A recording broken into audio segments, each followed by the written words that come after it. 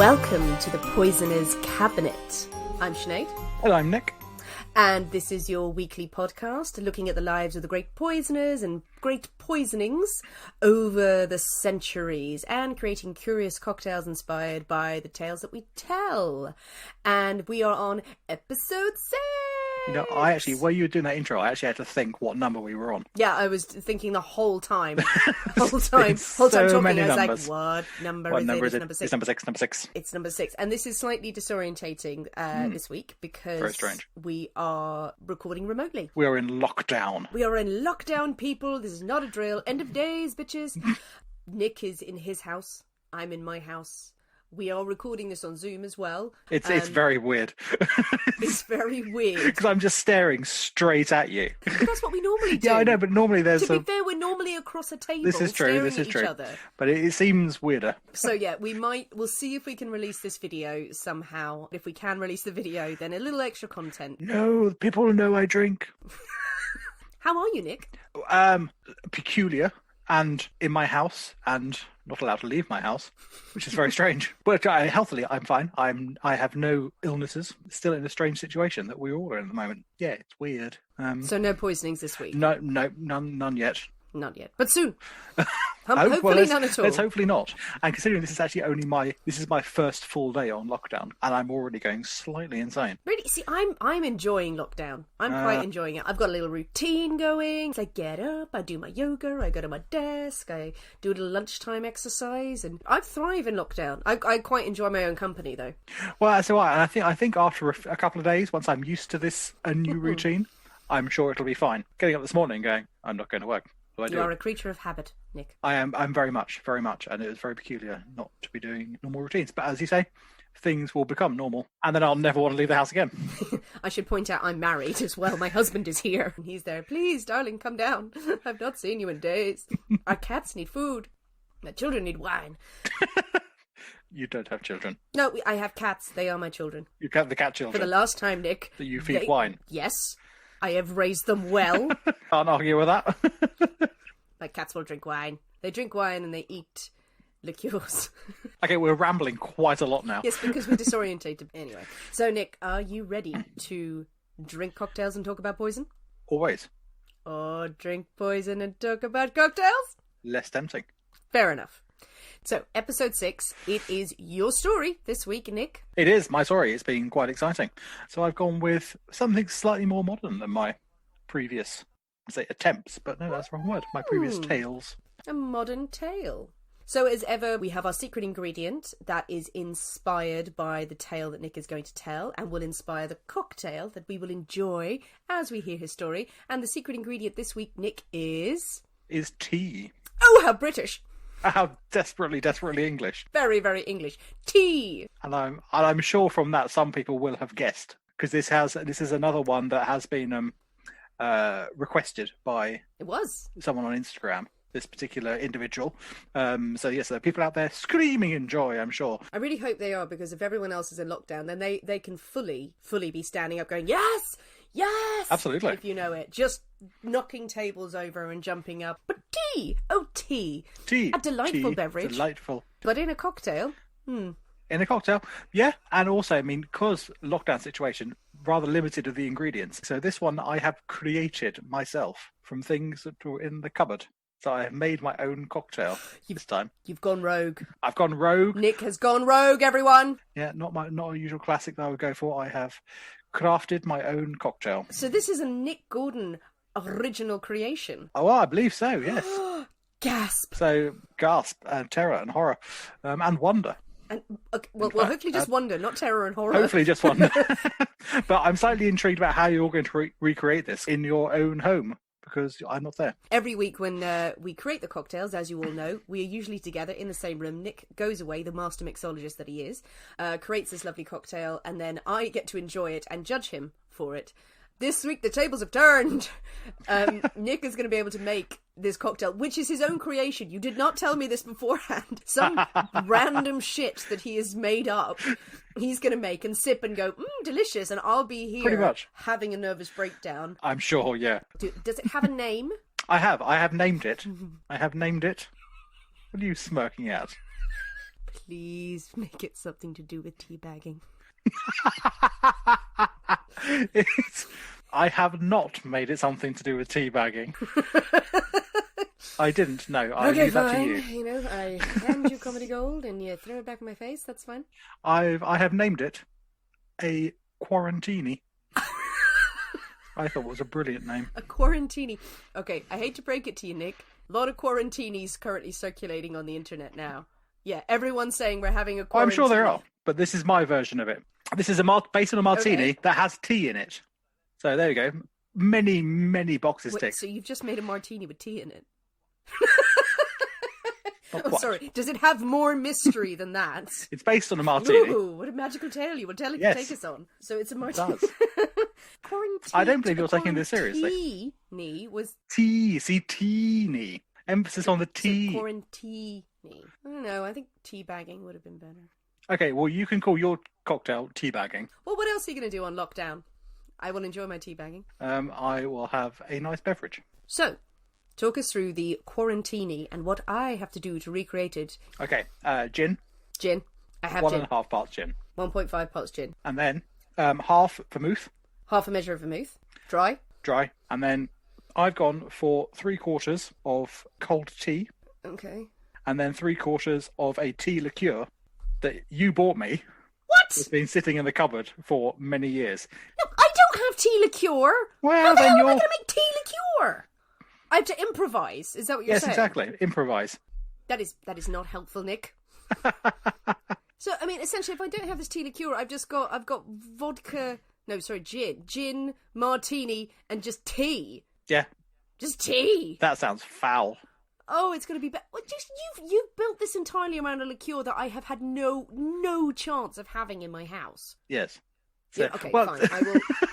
Okay, I'm going to have to improvise. What can I make? Okay, so it's a tea liqueur. I'm trying to think what the fuck I've got in my house that has got so it's going to be sweet, hasn't it?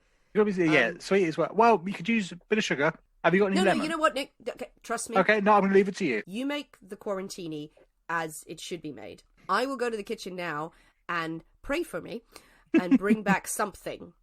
So we'll have one of our famous pauses. Oh, yes. To shake up a storm. Absolutely. And we will see you shortly. Catch you in a bit.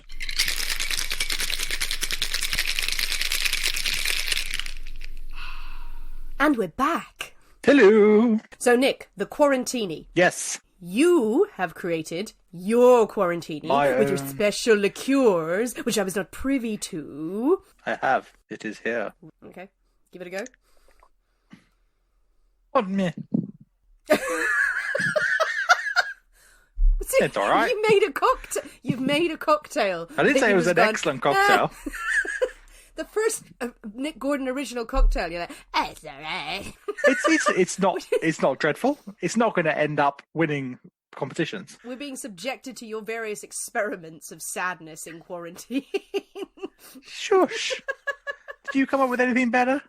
You know what, Nick? You know what? You threw me a curveball with your tea-based liqueur. I have played a blinder. What have you come up with? Pulled it out of the bag. Okay, I've made two. Nice.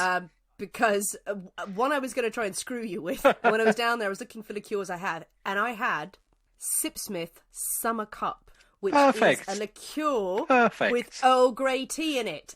Earl Grey tea. Perfect. There it is in this martini. Boom! Thank you very much. I win everything that is to do with tea. Yeah.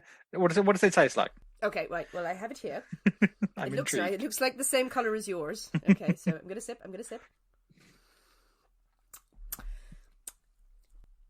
Yeah, that's not good. Oh no! Oh, no. Yeah, at least my one was like, it's all right. It's fine. I'm not saying it's awful. It's pretty much pure alcohol. Oh yeah, well that's what a martini is, isn't it? So I made it with the gin and the vermouth and the tea. And then I put the same measure as you said in of the summer cup, but I don't think it's got enough sugar in it. It's just like a martini, just not a particularly sexy one. But I thought ahead. And you made another one. I made another one because I forgot that I had the summer cup, and I thought, yay, that's a blinder. So I have the classic here, glass of gin, which is kind of no. Here it is. What is this? A slightly darker colour. So what I did gin, I did vermouth, I did the tea, for the liqueur.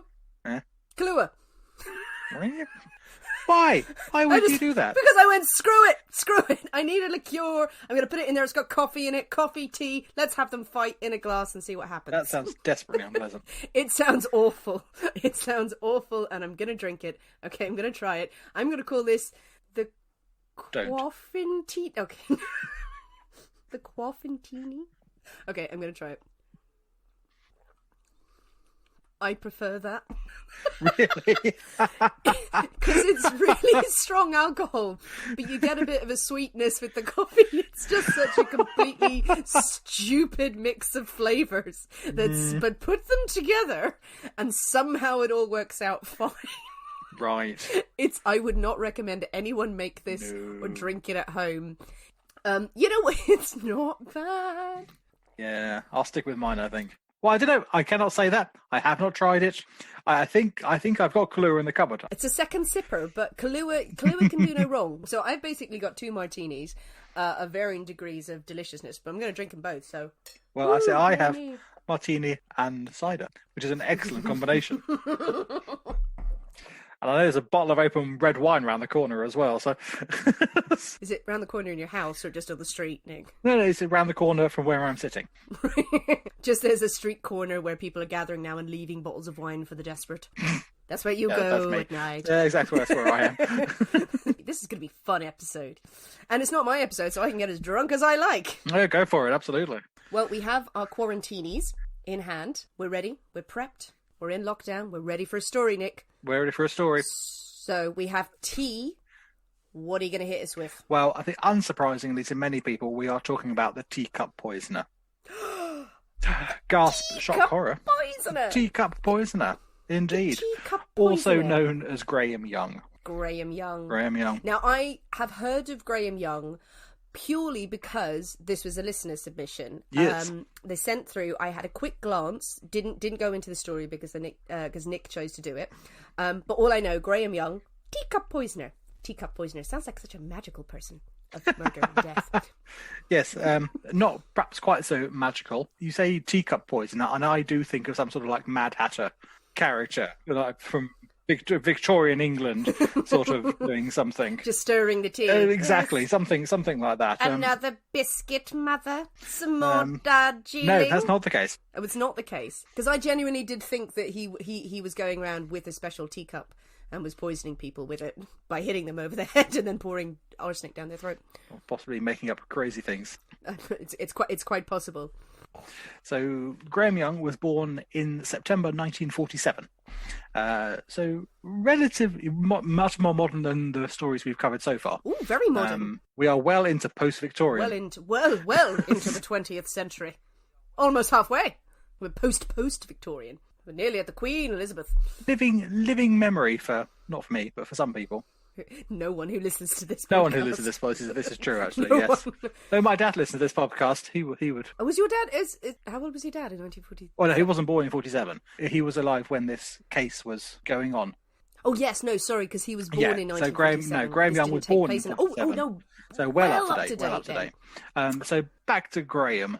So Graham was born, 7th of September 1947 in Neasden, Middlesex, which is just outside London. For people who don't know the UK, so just outside London, who was convicted for the murder of 3 people, through poisoning, and it was only through a lot of luck that it wasn't a lot higher.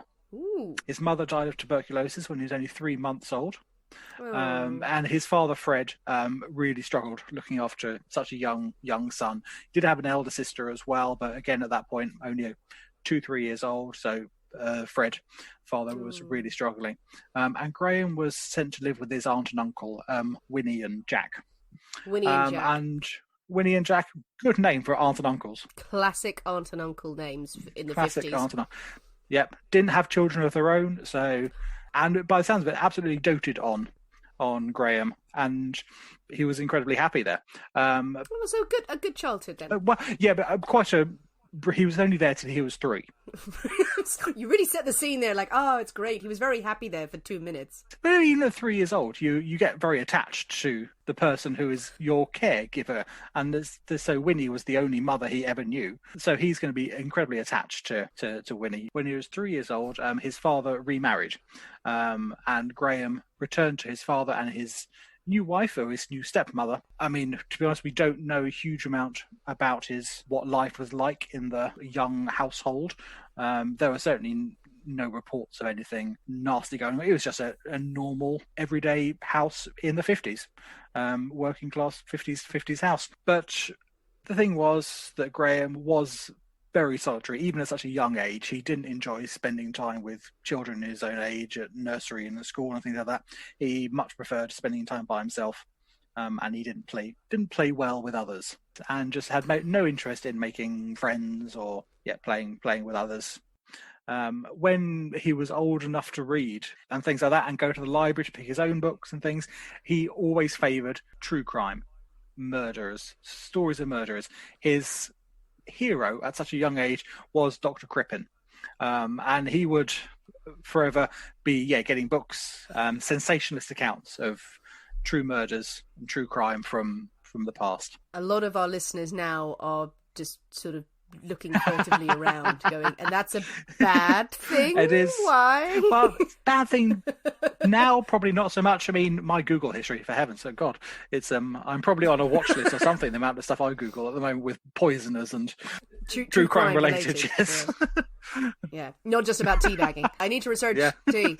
It's an interesting thing, actually, the access to the internet that we have at a young age now, that quite a few of us, maybe younger listeners, tell us if you were one of these people, but when you're quite young you can start listening. I loved macabre things when I was younger. We didn't really have, there were true crime stories I certainly read, and there were murders and gothic tales and dark twisted stuff. I mean, absolutely. I mean, I don't know how unusual that was from him. It's one thing to read the fiction and read the stories. To have Dr. Crippen as your idol, or to hero worship, yes, this is a very alarm different thing. Bells are ringing. Absolutely. I mean, even by the time he was in his early teens, so 12, 13 years old, his reading came on to the history of the Nazi Party. Ooh. And fascination with the Nazis and the sort of experiments that were carried out in concentration camps and things, which were horrendous. He took to wearing swastikas. Okay, and now I'm seeing a now we're seeing slide down in the estimations of, like, a little true crime is absolutely fine. Wearing swastikas, okay, we've gone into a place now. Now we've gone to wearing swastikas and trying to convince people that Hitler was misunderstood. And this is still in his 12, 13 years old. Really? We're talking now. So incredibly young, reading a hell of a lot, so incredibly intelligent as well, but reading terrible things. So we're seeing the bastardometer there is actually kind of like, oh, it's okay. Whoa, absolutely. It's rising. I mean, at the same time, his love of books and the research he did took him into the occult. I mean, he claimed he knew about local Wiccan covens and things like that, which I think at 13 is probably very unlikely, and tried to involve local children in ceremonies that one of them reported involved sacrificing local cats in his Wiccan ceremonies. Anyone who's ever looked up the psychopath test, one of the earliest signs is if you're at a young age and you harm animals, you're not looking at a good life. Yeah. Not the sort of person that you want looking after your friends. Indeed. Why would a 12-year-old look after your friends? I don't know. But as you say, I mean, today these things would set off massive alarm bells. But I think in the 50s, so we're talking late 50s by now. Obviously, family life and school life fairly formal. It is very much a do what you're told, and then I'm not interested. So they probably weren't paying much attention to what he was reading or what he was doing and things like that. He was just a young lad doing the best he could, sort of thing, in people's minds. So he was just a young lad doing the best he could while wearing a swastika. While wearing a swastika, yes. And reading and saying, Hitler was right. Yeah. This is quite close to the Second World War ending. And no alarm bells are ringing at this point. No, in the Second World War, in living memory. So we're saying nothing actually, no one picked up on this. Or the fact that there is a child walking around with a swastika just over 10 years after the end of the Second World War. No one found that offensive. I'm sure people did find it offensive. And no doubt he was told to stop doing it, or fuck are you playing at? But it made little difference really to Graham. I mean, he continued with this behaviour. Fair enough. But when he was at school, his only interest really at school was chemistry. He was fascinated by it, and always wanted to go into so much more depth than the teachers probably knew at that age. So he took a lot of time to studying outside of school, off his own back, going to the libraries, getting books and things. I mean, his father actually thought it was great that he had such an interest and such a passion in a subject that was so skillful, and bought him a chemistry set. Was it Johnny Ball's chemistry set? I remember I had a chemistry set when I was a young lad. I had a chemistry set. It would have been Johnny Ball's chemistry set. I don't recall. Anyone who's listening who remembers Johnny Ball Explains It All and his little mini chemistry set that you had as a kid. Oh, the happy times that were spent. I was shit at chemistry. I was awful at it, but it had pretty colours and you could mix them. It was very nice. Yeah, all the little vials of things and the little burner and some tongs. Well, actually, an interesting thing is that for chemistry, probably his father would have encouraged it because still the case now. If you are good at chemistry, if you study chemistry at a university level, it's not necessarily because you become a chemist, it's because you're going to be an investment banker, because chemistry is the hardest subject. But you have proven how clever you are to be able to do that. So if you can do that, you can do pretty much anything. I want money. Yeah, they probably had a good idea there. So, I have 2 cocktails, so screw you. So, I mean, through all his studies and the books he was reading and the experiments he was performing with his chemistry set, he was years and years ahead of his other pupils at school. I mean, he was so advanced that at 13 years old, he was able to convince a local chemist that he was 17 just because of the knowledge that he had about these things. And he was able to buy antimony, digitalis, arsenic, and thallium at 13 years old. Primarily he convinced them for research and for study purposes that he was studying these chemicals, and he needed them to complete his experiments and studies and things, that they provided him with these chemicals. So we have not 1, not 2, not 3, but 4 poisons? 4. Purchased from the chemist, druggist, apothecary, man with sticks? Exactly. I mean, that's what I would be asking, as a chemist, what the hell is this person studying? Because the only thing I could think up with is like murder. A 13-year-old who was wearing a massive overcoat and blocked shoes, wandering in with a fake pipe. Hello, for my studies at University Land, I require these things. I mean, it could well have been done by letter correspondence. I don't know. Oh, really? I don't know if it was necessarily he went into a shop, because at 13 years old, you're probably not going to convince someone you were 17. Let's go with that. He went into a shop. No, he went into a shop. He had some stilts on. He put on his dad jacket. Moustache. Still incredible. It's still incredibly skillful to be able to write, even if it was by letter, to be able to convey that knowledge across to convince them. How do you write like a 17-year-old? Was he just writing going, hello, I was totally having sex with my girlfriend just now while I decided I needed some poison for my many manly studies. Sincerely, George. Just write your knowledge of the subject. I think you write an essay on poison. Well, you probably write why you want it. Why you want it, the reasons why you want it, what you're studying, what you're trying to achieve with your experiments or whatever. This sounds more like an essay competition for a 12-year-old. Well, it worked. Hello, I would like these poisons for this. I think I'll be good at them. Please send them post-haste. Thank you very much. Goodbye. That must have been how it worked. I'm sure. So we have these 4 poisons. So he's got these poisons. However he got them, stilts, letters, shotgun, I don't know. He got these poisons. Let's go with shotgun. He just went in there going, I need 4 poisons. No questions asked at all, sir. There we are. You're a very, very strapping 17-year-old. Anyway, with his... Would you like some tea? Shush. I'm on to the second martini now. Yeah, I can tell. No, I haven't started it yet. Anyway, with his new haul of chemicals, Young would say he was quite enthusiastic to put his experiments and his knowledge to the test. Well, you would.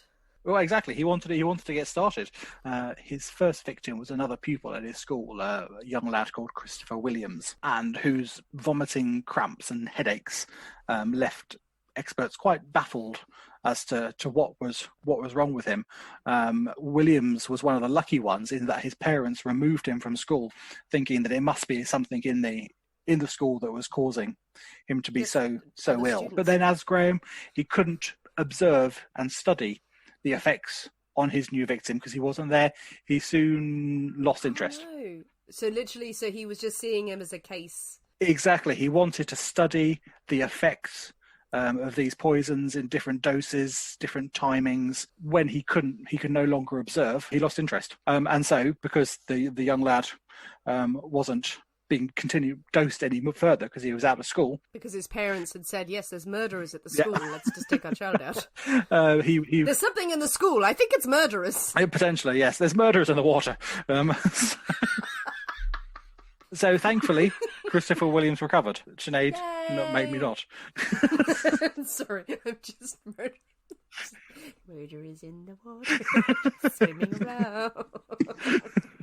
Water's the greatest poison of them all.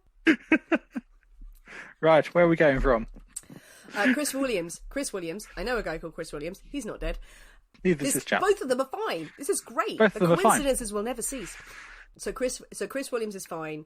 But so William George has lost interest in him. Lost interest in that, and then decided to find a group of subjects, you might call them, for his experiments, that he had much more access to, and he chose his family. Oh, that's cold. Yeah, which is cold. I mean, his family soon started showing intermittent signs of poisoning. I mean, the classic symptoms we have seen and discussed with the heavy metal poisonings of thallium and antimony and things like that, the stomach cramps, the vomiting, aches and pains that they would get. And how many people are in his family? So he's got his father, his stepmother, and his elder sister. I mean, initially, Fred, Graham's father, suspected that Graham was doing this accidentally through his chemistry set. Perhaps he wasn't washing his hands or something after he'd been doing experiments completely innocently. And so the family were ingesting these chemicals, which was making them ill. Very important lesson. Wash your hands, people. Wash your hands. If we've learned nothing from this case, it is wash your hands. Had nothing to do with the problems of today. But also his dad. Oh, bless his dad's faith in his son. Oh, he's not poisoning us. Absolutely. He's just accidentally poisoning us. Well, that means surely that wouldn't be the first thing you would leap to. If the family's ill, you're not going to the first assumption you have is that my son must be poisoning me. Well, no, but even so, but you're not going to suddenly go, oh, my son's been playing with his chemistry set and has accidentally poisoned all of us. And did he take the chemistry set away after this? No, because Graham he strenuously denied that, and his father believed him. He said, no, nothing that I've got can do that, or I've been incredibly careful. And his father accepted that, as he probably would. His father's an idiot. I'm just going to say it. No, I think his father is a father. Oh, that's actually quite a nice explanation. I was cruel and harsh there. You were cruel and harsh. His father's a father. Oh, he loves his son. And he wants his son to become a banker. Well, exactly. So you would not suspect that your son to do that. This is very true. This shows what a cold-hearted bitch I am. This is true. This is something that everyone will learn very soon. To be fair, if you actually said that Django was poisoning me, my cat, I would say, don't be stupid. There's something on his paws. He's an angel. Graham himself show symptoms as well. And we don't know if that was a deliberate thing to try and make it look like he was also ill with the rest of the family, or he had been slightly careless in the poisons he had given his family. Had he actually contaminated his own food or something from the only person in the family who wasn't ill? Graham is clearly a very intelligent boy. He's very, very smart. He's obviously a psychopath, and he's reckless, so that there is a chance that he is mixing so much that he is still experimenting with things and would take himself as collateral damage. Or that's intriguing. If he is that smart, he goes, I'll take a little dose of something to... And if he's read the stories of other poisoners, some of which we've covered and some which we will go on to cover, there were cases of them just going, no, a little of something, I will take a little tonic of this, because they know it won't kill them, and it completely moves suspicion on from them. Absolutely. Clever Graham. To be honest, at the moment, perhaps the intention was there, but it wasn't his goal to kill as quickly as possible. He wanted to study and see and experiment. There is a definite ring right now of not so much of Dr. Crippen, but horrifically of Dr. Mengele. Well, yes, absolutely. There is exactly that. It was the study and the research, and the wanting to know and the scientific rigor that he went through. to get his results and things. This was not poisoning with the aim to kill as quickly as possible for financial gain or anything. This was purely for his own knowledge, which results in utter torment and torture. Yeah, horrendous things. I mean, his sister, his elder, whose name was Winifred. Winifred, great name. Good name. I mean, she was, at one point, she was taken incredibly ill. We're looking now in November 1961, debilitating stomach cramps, vomiting, sort of diarrhea. And when she was tested in the hospital, it was found that she'd been poisoned by belladonna. Belladonna. Yep. So we got belladonna. I mean, she survived.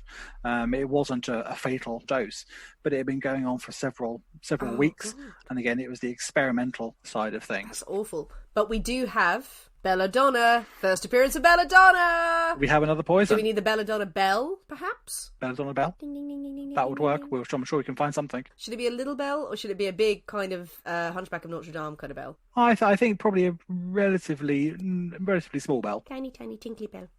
Because belladonna creeps into your system. Exactly. I mean, at this point, Graham's father was starting to have his suspicions. Shocking. Just about the frequency that his family were getting ill. Well, slow hand clap for Graham's dad there. I mean, maybe this isn't just something random and strange. Maybe this isn't entirely coincidental. That my son is sitting in a corner with a swastika, rubbing his hands. I mean, you say that. But next, he moved on to his stepmother, Molly. Oh, God. She became the next focus of his experiments. I mean, she gradually became more and more ill. Again, the same sort of symptoms of the stomach cramps and the diarrhea and the vomiting. So is he still using belladonna at this stage? Not for this one. No, he's jumping around all over the place. He really is experimenting with lots of different things until in April 1962. So only 6 months after he had started poisoning his sister, Molly, the stepmother, was found at home writhing in agony in the garden by Fred, by the father, with Graham just watching. Oh, God. Standing by watching. Why was she in the garden?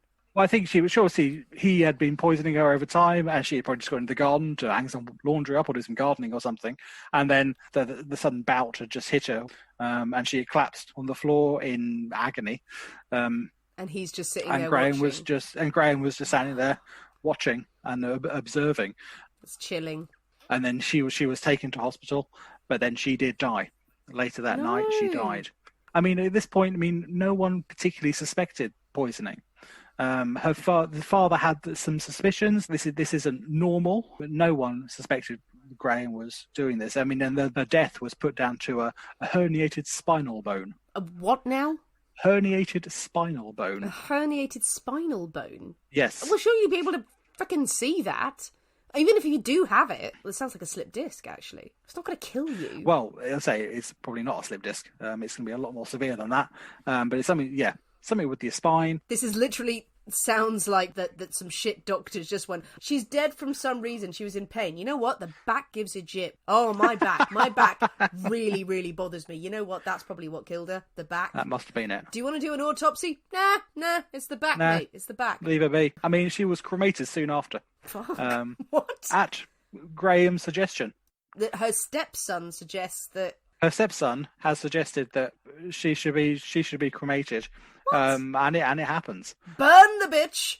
So again, does the dad do nothing? What is he doing? Dad gets very ill. Oh no, come on. Yep. The dad is admitted to hospital. Burns his wife. She's dead. Burn her. The dad's just like, well, my son will have his ways. What? This is literally a tiny, horrible, and this is meant in no disrespect whatever, a tiny recreation of Nazi Germany. This is it. Just people are being tortured and burnt and then moved on and everyone's just denying it is happening. Pretty much. Oh, God. Oh, man alive. Yeah. Okay, right. Okay, so Daddy. So now father, Fred, starts to suffer as well. Shocking. So Graham, he's been through his sister, Winifred. He's been through his stepmother, Molly, and now it's Fred's turn. So Fred's sitting there in his armchair with his pipe and slippers going, well, daughter's not here, wife's not here, it's just my son in the corner rocking back and forth, glaring at me, sipping from a teacup. It's probably nothing. Youth! Youth, exactly. It's the follies of youth. But when Fred is, admitted to hospital and discovered to be suffering from antimony poisoning. No. Yes, indeed. See, antimony, clever. We've had that before. But, I mean, he still refused to believe that his son was responsible. It's sad. I mean, despite all the horrors that had been visited upon the family, he still refused to believe that Graham could be responsible for these horrifying incidents. What have we always said, Nick? What have we always said? Your loved ones are trying to kill you. Well, in this case, it is the absolute truth. Absolute truth. There is a reason. There's a reason why we say this. We're not just messing about here. No, indeed. There's documented evidence. Yeah. So, I mean, it came down to his chemistry teacher at school. Who contacted the police when he discovered vials of poison in Graham's school desk. What? Imagining they would have had the wooden school desk with the lift-up lid. With the inkwell that's filled with arsenic. Which is potentially filled with arsenic. But his chemistry teacher discovers poisons. Yeah, he goes up to George and says, yes, your desk is bubbling quite substantially. Your desk is dissolved. What's going on? People come near it and they faint. So, I mean, he also discovers his notebooks as well, his journals, that detail the experiments. Oh, shut up. No, absolutely. That he's actually been taking his notes, his scientific recording the results of his experiments. So the teacher contacts the police. Thankfully, at long last, someone has realised. Someone has. And then a young was sent to a police psychiatrist, and his encyclopedic knowledge of poison and chemistry really rang incredibly loud alarm bells. Someone has seen sense at this point. Someone has seen sense and seen also the way Graham behaves. He's so incredibly confident of his own skills and his own abilities. And he admits to poisoning his father, and he admits to poisoning his sister and his school friend Christopher. He does not admit to poisoning his stepmother, who was the only person who had died as a result of his poisoning. And because she had been cremated, nothing could be proven. Clever boy. With that, so he could not be tried for murder. It's a very methodical way of approaching things, isn't it? It's incredibly calculated, detailed way of approaching it. There are probably plenty of people listening to this who would draw certain conclusions about maybe some of the learning difficulties that George had, that he is not showing any empathy with any of these people, and he's being very methodical in that sense of like, no, I have not killed this person, but I did experiments, but they're still alive, and that's fine, apparently. And whether he has any caring or feeling for them, but he's not. I mean, he could be a criminal mastermind just going, no, I did these things and they're absolutely fine. It could be, I poisoned them, but that's not a crime, is it? Well, it is a crime. Obviously. Attempted murder. Unless he reasons that he did not intend to kill them. This was all experimentation. I mean, that's not something not that I'm aware of that he used. But anyway, after these interviews, he was actually committed to Broadmoor. Ooh, very famous. Broadmoor, incredibly famous. I mean, is the oldest of the 3 high security psychiatric hospitals in England, founded in 1863, and still going strong today. I've never actually read anything about Broadmoor. I know it's so synonymous with the really interesting cases, kind of Broadmoor has this mysticism about it. You say they were sent to Broadmoor and you think, must be serious, Broadmoor. It's like, it's got this really absolutely, yeah, background to it. I mean, but Graham would say he was committed there for, they said a minimum of 15 years. He is 14 years old. He's 14? At this point. He's only 14 years old. Whoa. We did not even cover that. I was assuming that this was over some time. I thought he was like 18. He's 14? He's 14 years old at this point. All this is in such a confined space of time.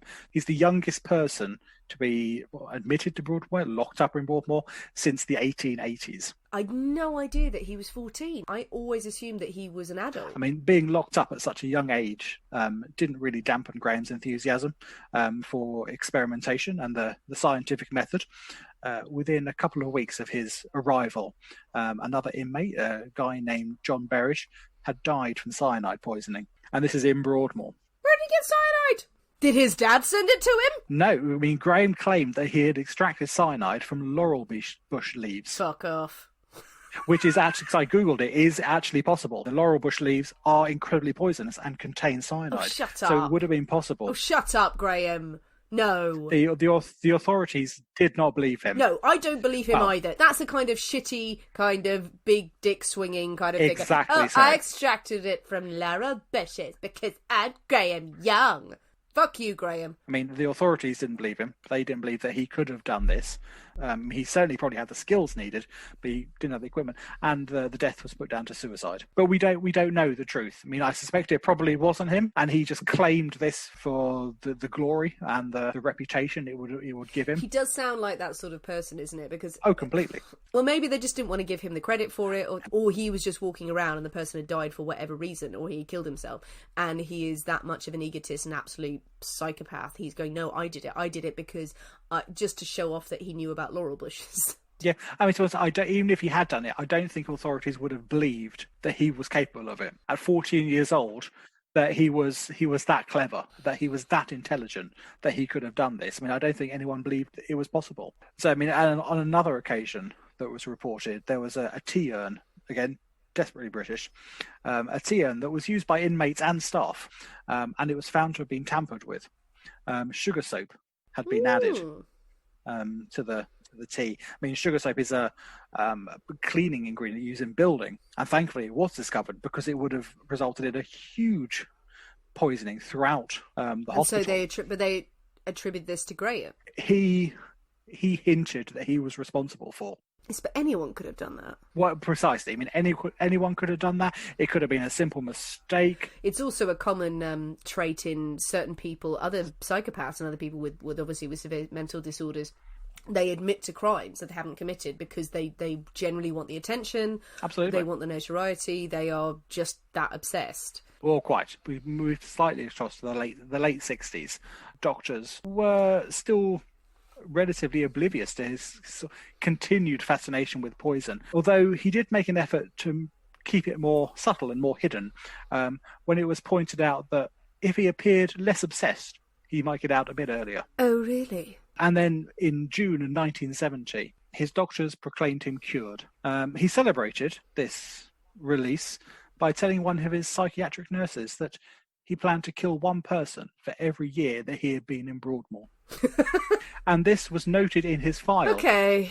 This was written in his file and made no difference to his release at all. Jesus Christ. Made no change on the decision. And he was then released 4th of February 1971, 23 years old. So he's out. And his obsessions are just as strong as ever, perhaps even more so as he hasn't had the opportunity to carry out what he wants to do. But saying that, I mean, during his time at Broadmoor, he had kept in touch with his sister. His father was less forgiving and refused to have anything more to do. He took to visiting the scenes of his old crimes, so going back to visit the house that they used to live in, and he took great delight when neighbours would recognise him. He took exceptional delight in the fear that he instilled in these people. He was staying in a hostel after his release, and he regularly made trips into London to stock up on the antimony and the thallium that he needed to continue his experiments. I mean, at this point, these particular poisons weren't regulated. Thallium had never been used as a poison before. It was used primarily in the photographic industry. Yeah, it was not considered a poison. Antimony could be poisonous in the right dosage, but even in the 60s, 70s, people have not learned. People have not learned. How many cases of antimony have we had? How many cases, people? But it's still out. It's still out there. And it wasn't long before one of the fellow residents at the hostel, a guy called Trevor Sparks. Not Sparksy. Yeah, old Sparksy. Old Sparksy. He soon discovered the familiar cramps, the vomiting, the sickness that often accompanied any proximity to Graham Young. The general murdering. The general murdering. He has the symptoms of the murdering, people. Unfortunately, he wasn't killed. Young moved away and moved to Hertfordshire, where he found work at John Handland Laboratories, which was a photographic supply company where thallium was in great supply. He worked there as a general labourer, not a skilled role. I mean, his new employers were aware that Graham had been in Broadmoor. They were not aware of his history of poisoning. Sure. If they had been, they may have been a bit more wary when he offered to make the tea. They were finally like, you've been in Broadmoor, come on in, come in. What did you do? Don't want to know. Surprise us. Surprise us. Surprise. There's a tea rotor over there, and there's an axe collection over there. Do your worst, mate. There we go. Bloody hell. It was much like that. Much as I am in favour for offender rehabilitation. However, Jesus Christ! Yeah, so his reputation had not preceded him on this occasion. I was a cleaner. As a cleaner, I made tea. I'm very good at it. It was very, very good, very thorough. So his boss soon began to experience the familiar cramps, dizziness, vomiting, diarrhea. But this time it was attributed to a local bug. That had been doing the rounds in the area. Other workers in the factory or the warehouse also complained of similar symptoms, and most of them recovered eventually, especially when they were off work. They started to get better. They went back to work, started to feel a bit poorly again. I'm not trying to just watch the cricket. Seriously, I'm dying. Bob was eventually admitted to hospital, and he died in absolute agony in July 1971. Well, if he's got thallium and antimony in him, that's not a better death. This time, his death was recorded as pneumonia. It was a bug that had been doing the rounds violently. The symptoms were pretty similar, and he died. Not symptoms that you normally associate with pneumonia. Obviously, it affects people in different ways, but people are just being so blasé about. Yeah, fine, it's no problem. There's this guy who was there. Who was in Broadmoor. Can't have anything to do with it. Was the doctor the father, by any chance? September that year, another employee at Hadfield, beginning to suffer similar symptoms, violent symptoms, as Bob had been. When this second person became down so violently ill, it was thought, okay, perhaps there's something in the building. Perhaps there's a leak from one of the chemicals that we use for the photography, and they investigated, tried to find out what the cause was, but they weren't able to find anything that was environmental in the building. And to be fair, in a large building, you would automatically go to, people are getting sick, what is it that's wrong in the building, rather than why is someone killing us? So this second employee, a guy named Biggs, was eventually admitted to hospital and died a month later in hospital. I'd say this second death at the firm caused absolute panic amongst the staff there. They had over 70 employees, and over 3/4 of them had reported similar symptoms, not as violent, but similar symptoms over the past few months. Doctors were brought onto site to try and reassure the staff that there was nothing dangerous. There wasn't chemical spills, there wasn't contamination. It had been investigated. All the health and safety regulations were being followed. But then it came as a surprise to the doctors when Graham Young challenged them in front of the group of workers, a group of his colleagues there, and asked the doctors why thallium poisoning hadn't been considered as a reason for these illnesses, considering that thallium was all around them. They used it every day. Just the need for attention, the need for recognition. The need exactly overtakes him, just itching kind. And you would, I think at that point, no, I'm not saying you would, but you can imagine if you're standing there going, I've poisoned everyone with thallium, and if they've just been going, it's nothing in the electric, it's nothing in the gas, no, and you're like, seriously? It's been months. So, like, thallium, for God's sake, look at the thallium. It was me. It wasn't. Exactly. Lies, I did it all. The doctors were amazed and incredibly surprised at this young man's in-depth knowledge of the chemistry and the toxicology. In fact, he was holding a teacup and twirling a moustache. But he was hiding up. Exactly. Big top hat. Dead giveaway. Essentially. And they brought it to the attention of the management of the company, who then alerted the police to say, Jesus this Christ. is what happened. This guy has obviously got this incredible knowledge. The police eventually found evidence of thallium poisoning in the two employees had previously died. So, he has turned himself in. He's basically stood up and said, thallium, children. He suggested that, why don't you look at thallium? Thallium's there's that's an admission of guilt. I'm sorry, that's an admission of guilt. No, I don't think it is. I think it's, no doubt he wanted people to know how clever he was. If you're the fucking murderer, then shouting out thallium is pretty much a red flag. I don't agree with that at all. It is. If you're killing someone, rule number 1, don't shout out how you did it while exactly. talking So why to would the you do it? authorities.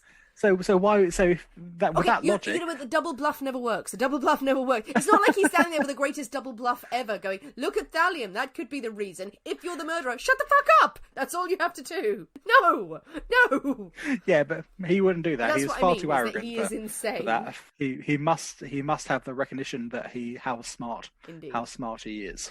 So the police start the investigation. They find out, the 2 employees were killed by deliberate thallium poisoning. And then they started looking at Graham Young. The reasons for his original incarceration in Broadmoor came to light. After they had done a search of his lodgings, or his hostel where he was staying, they discovered his notebooks, where again he had been recording the results of his experiments. He detailed times and doses of the different chemicals that he had given each individual person. He had noted the reactions, and he even made a note of whether he intended that they would live or die at the end of his experiments. That's cool. Talk about pre-planned and premeditated. There's nothing more than having it written down. This man is going to die on this date. I mean, it's on a plate, really. It's a man who is absolutely happy to be caught. He made one last attempt to reconnect with his father before he was arrested. And he was arrested in Sheerness. Kent! In Kent. Where we live. Which is Kent, 25 miles from where we are now. And it's a dark and terrible place. And I mean, when he was arrested, they found thallium on his person when he was arrested. They searched him in his pockets and they found a vial of thallium. And he was he on his way to see his dad? He was trying to see his father. So take from that what you will. You don't know. Did he just have it because he enjoyed having it? Was he intending to try and... I'd never go anywhere without my thallium. One should always have something poisonous on the train. Yeah. I mean, when he was being questioned by the police, he freely admitted to all the poisonings at Hadland. But he refused to sign anything. He refused to sign any written confession. Just wanted it to be known, but then didn't want to be punished. Because if he had signed something, it would have been an easy trial. He wouldn't have had the notoriety. He wouldn't have had the recognition of a trial. He wanted the show trial. He wanted the show trial. He wanted everyone to know what he had done, how clever he had been. The trial started in June 1972. He was charged with 2 counts of murder, 2 counts of attempted murder, and 2 counts of administering poison. He pleaded not guilty. Why? Who knows? To prolong the case. The longer he was in court, the more recognition he would get. He knew that his previous conviction from Broadmoor couldn't be used as evidence. You couldn't say, oh, he did this before, therefore he must have done it now. But what he hadn't done was consider the advances in science, in forensic science, since a common folly of our poisoners. Exactly has been a common mistake. Nor had he considered that the excerpts that were read from his notebooks would have had such a profound effect on the jury. Really? I think. Well, no, I think to him they were research notes. They were simple notes, simple results of an experiment. If you have no empathy and if you have no sympathy, if you're that kind of psychopath, and he wouldn't expect anyone to get upset or feel emotion about them, he's saying, no, I'm just using them as an experiment. And of course, Exactly. So he did not anticipate that the jury would be so horrified. The trial it took 10 days. For the trial, but he was convicted on all charges. Unsurprisingly, with the evidence that had stacked up against him. 10 days, they just wanted to be sequestered and just get all the free food, basically. Potential. Be sequestered. Maybe so. Free food, free TV, free Willy. Even during that time, I mean, the media had really picked up on the case. The past, his time at Broadmoor, the reasons why had all been dragged into the open in the press. He had been given at this point the sobriquet, the Teacup Poisoner, from as he had poisoned tea urns at work and things, and he was making the tea, and that's how he poisoned his bosses and his colleagues at work through their teas and coffees. Oh, okay, fair enough. The sobriquet, the Teacup Poisoner. I was going to say, because where was the Teacup Poisoner from? How did he feel about that? He hated it. He absolutely hated it. He thought it was so beneath his skill and his expertise. I mean, he suggested that perhaps World Poisoner was a more appropriate title. That's a shit title. And it would have been much more suitable. That's not imaginative, though, isn't it? I mean, Teacup Poisoner is beautiful in terms of a name. I mean, you're never going to forget that. Teacup Poisoner sounds very quaint. It sounds very... And even I am going, like, Teacup Poisoner, really? He's just a massive poisoner. But if he's poisoning people by the tea, lovely, evocative, poetic. Him just going, World Poisoner. That sounds like Earth Poisoner. Exactly. Man Poisoner. Poisoner of men. No one said he was an imaginative man. No, he's just shit. One good thing that came out of this, I mean, his conviction, the revelation of his previous release from Broadmoor, the comments that he had made about killing one person for every year he had been in Broadmoor, all came to light, and people were thinking, well, why the fuck was he released in the first place? So fortunately, that triggered a huge review of the systems, which exactly was for the best. Right, so Young was incarcerated at the maximum security Parkhurst prison on the Isle of Wight, which was the home of Britain's most serious, horrible criminals. Here, while at Parkhurst, he befriended Moore's murderer, Ian Brady. Oh God! Not good company to keep. They spent a lot of time playing chess. Oh, I don't want to hear this. And bonding over their fascination with Nazi Germany. One of his most happy days was when he found out that he had been added to the Chamber of Horrors in Madame Tussauds. And stood alongside his hero, Dr. Crippen. Finally, the two were united. The two were united, and he was overjoyed at achieving that level of notoriety that he was compared to Dr. Crippen. He died in prison. The 1st of August 1990, aged 42 years old. The cause of death officially was heart failure, although there were rumours that he simply grew tired of prison life and poisoned himself. By eating a laurel bush. By eating a laurel bush, by doing something. But just boiling down his bed and turning that into antimony. Is that a final moment of control? You know what? Good. What a story. What a story. What a poisoner. Despicable man. The bastardometer is off the chain on this one. Off the charts. That is the highest level of bastardometer I think that it's ever gone. It's out the door. Yes, it's out the door. Absolutely. It's off the wall. It's through there is next no door. Passion or doing this for financial gain or doing this for love or revenge or anything like that. Just absolute cruelty and horror. A true psychopath. With everything that has been talked about, as much as we've laughed and joked, and because you have to at these sorts of cases, real people have been killed and affected, which is horrific. I think that final image of him playing chess with Ian Brady is just absolutely sickening, and this is the very reason why we don't hero worship or want to hero worship and say, oh, this is an awesome serial killer or anything like that. It's not. It's absolutely horrifying. The use of poison is very interesting. It leaves a bad taste in your mouth, much like that cocktail I made earlier on. Much like the tea and that and tea and everything. Tea is evil, apparently. I quite like tea. That's quite right. Never take tea from a crazy stranger who comes into your office going, hello, I was at Broadmoor. Why? No reason. Tea. So Graham Young, what a horrible case, but one of the biggies. So everyone, what do you think of the case of Graham Young? Seriously high on the bastardometer. I think he's broken it, actually, as a gauge of horrible, horrible person. Fascinating in so many ways. All the uses of poison. He's used many poisons in this, some of which we haven't discussed in detail, but we will because we want to come on to certain cases where they're in use. We've got some incredible historic poisonings coming up, some that are closer to home, some that go way back in history, but so many more stories to tell. If you like what you have heard today, hopefully, maybe you're listening to this for the first time. If so, hi, welcome. Hope you're keeping safe. Please, if you haven't already, follow us on all the social media channels. Makes such a difference to us. We're very prolific on Instagram at The Poisoner's Cabinet. We also are on Facebook. We can might start a Facebook group soon. If people have got an appetite for that, please message us. And that means there's a group and you can post whatever you want in there and you can all have a chat and keep together in these troubled times. We're on Twitter at The Poisoner's Cab. Please leave us reviews. If you listen to this on Apple Podcasts, please leave us a review. Even if you don't listen to it on Apple Podcast, if you can have access to an iPad, an iPhone, anything, leaving those reviews makes such a difference. Please just jump on, write a few words. We so appreciate it, and we will love you forever. Some people have left such beautiful words for us, and it really, really means so much. Chat to us, obviously, if you're in isolation, if you're bored, yes, jump on the questions.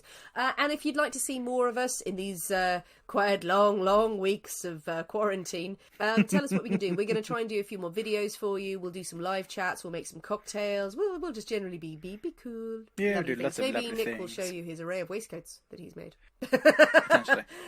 I'm sensing not enthusiasm. Oh, for I don't that. know if they're. I don't know if we're there I don't just know if we know yet. each other just yet that I can show you my waistcoats. We don't know each other that well. It's more of a 7th stage kind of thing. So we have been, as ever, the people inside the Poisoner's cabinet. Take care, stay safe, and remember, your loved ones are trying to kill you. Bye.